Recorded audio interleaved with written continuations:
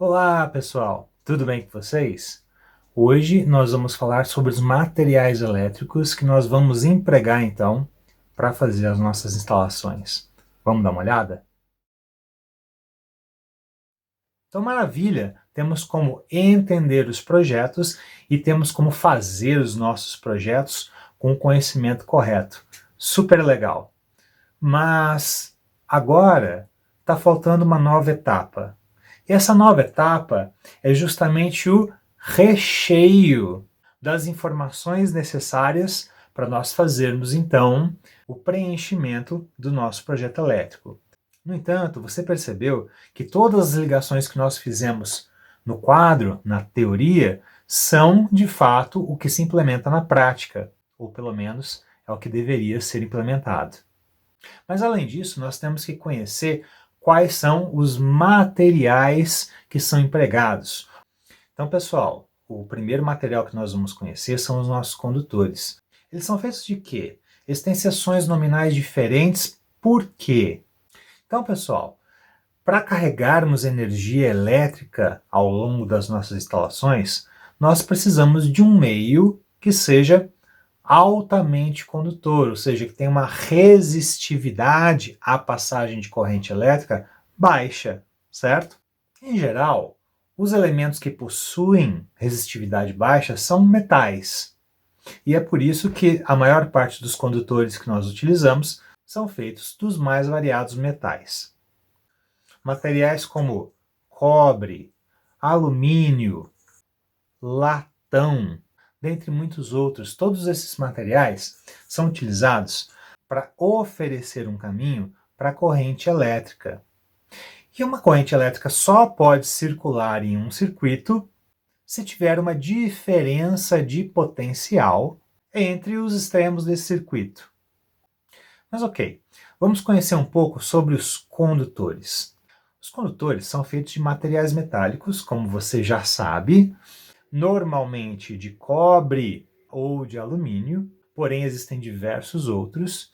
E o que nós temos é que temos um condutor nu quando o metal está aparente, quando ele não está envolvido por esta capinha, né, de isolação. Quando o condutor está nu, então existe a possibilidade de tocarmos nele e sermos eletrocutados. Para evitar isso, nós revestimos o nosso condutor com esta capinha. Tá? E essa capinha protetora, ela é feita de um material não condutor. Porém, muita gente pensa que ele é um não condutor que sempre vai te proteger, quando na verdade não é assim. Todos os materiais, na verdade, possuem o que nós chamamos de rigidez dielétrica.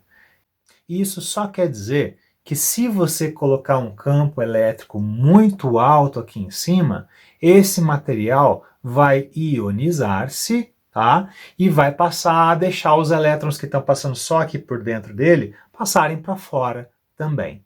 É isso que quer dizer, é um limite, tá? Para o qual o material deixa de ser um isolante e passa a deixar os elétrons passar por ele também, passa a conduzir.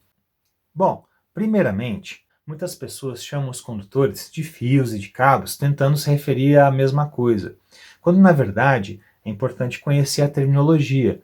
Cabo e fio não são a mesma coisa. Então, olha só, nós temos aqui um condutor formado por vários feixezinhos, né, no caso aqui do material cobre.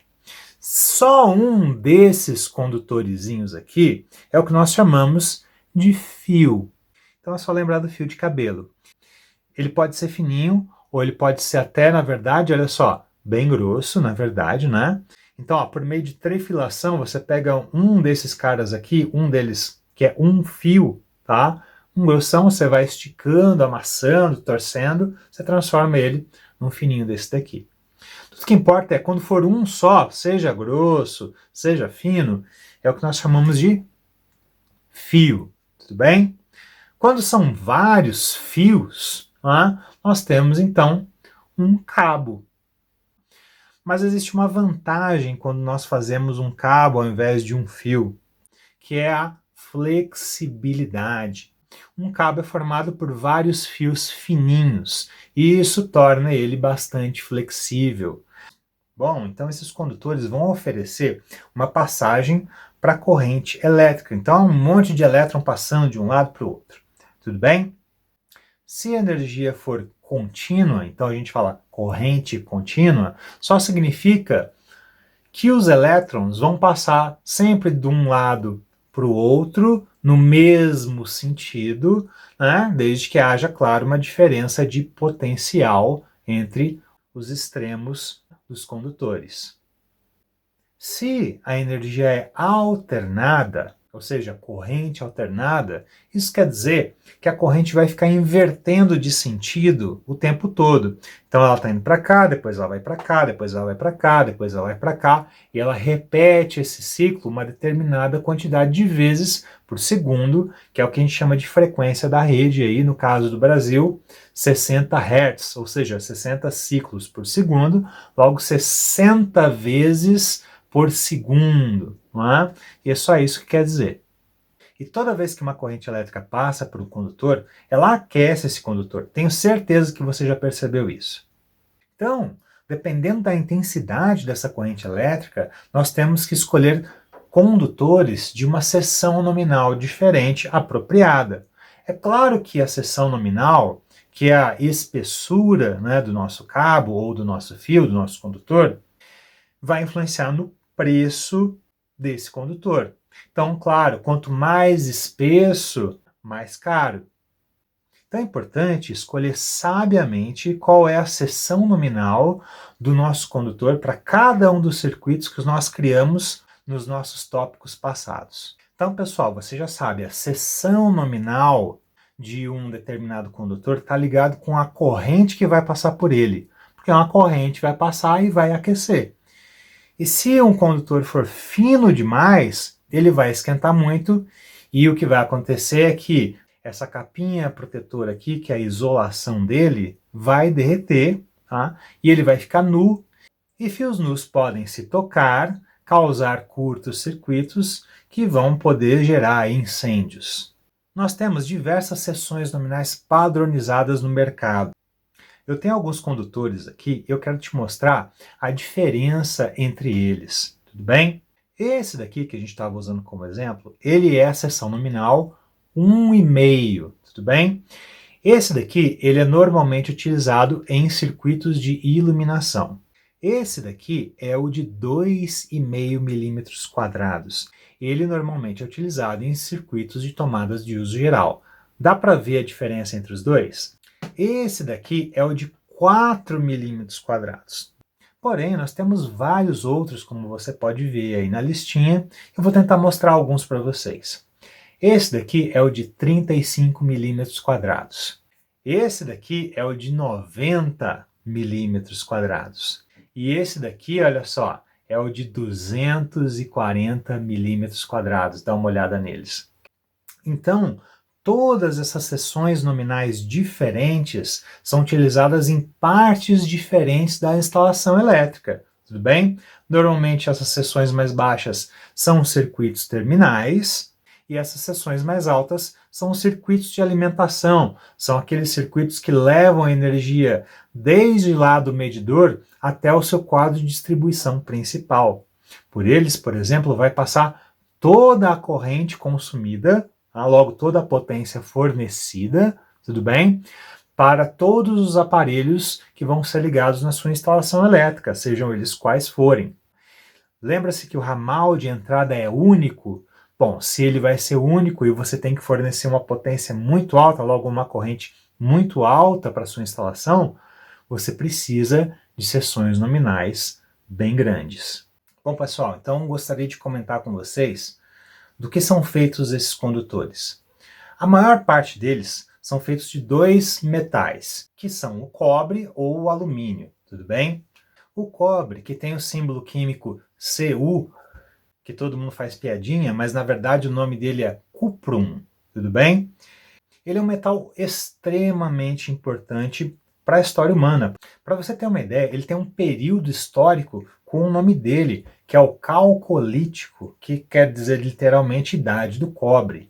Ele é tão importante que ele é inclusive usado como fator econômico e determinante para dizer, por exemplo, se um país é evoluído ou não. Um país que consome muito cobre é um país que desenvolve tecnologia, logo é um país desenvolvido. E ele é o material mais utilizado na área de energia elétrica. E tem também o alumínio. O alumínio é o metal mais abundante da crosta terrestre. É o que mais tem por aí. Mas espera aí, você acabou de me dizer um negócio interessante. O quê? Você acabou de me dizer que ele é o metal mais abundante da crosta terrestre. Bom, é verdade. Se é assim, por que que a gente usa cobre, que é bem mais caro, do que o alumínio? Ah, excelente pergunta. Na verdade, ele é bastante usado, ele está em segundo lugar, só está atrás do cobre. Ué, mas se ele é tão abundante, por que não usar ele? Veja bem, tem problema com o alumínio, tá? O alumínio, ele oxida em contato com ar. Bom, oxidar vem da palavra oxigênio, né? Então, o que acontece é que cria-se uma capa, no caso invisível, de óxido em volta dele. Isso aumenta o quê? A resistividade dele. Logo, para a gente conduzir a mesma corrente em uma seção nominal de cobre, a gente precisa de uma seção nominal muito maior em alumínio, por causa desse tipo de coisa. Além disso, é um material, na verdade, bastante dúctil, né? Bastante maleável. Isso significa que é muito fácil dele se deformar, especialmente nas conexões. E a gente vai ver mais para frente que o formato circular ele é muito importante, na verdade. Aí se a gente, por exemplo, numa conexão, a gente prende ele e pressiona de modo que ele fica achatado, como um pastel, por exemplo, isso daí vai ser bastante danoso para a nossa instalação. Isso daí vai criar um ponto quente, especialmente por causa de um efeito chamado efeito pelicular de pele, a gente vai ver ele depois, tá? Mas ele vai causar então os famosos pontos quentes, que são os lugares que mais aquecem numa instalação e é onde geralmente começa aí qualquer incêndio por causa de instalações elétricas mal feitas. Então o alumínio tem vários problemas aí de serem usados, logo o emprego dele é bastante restrito.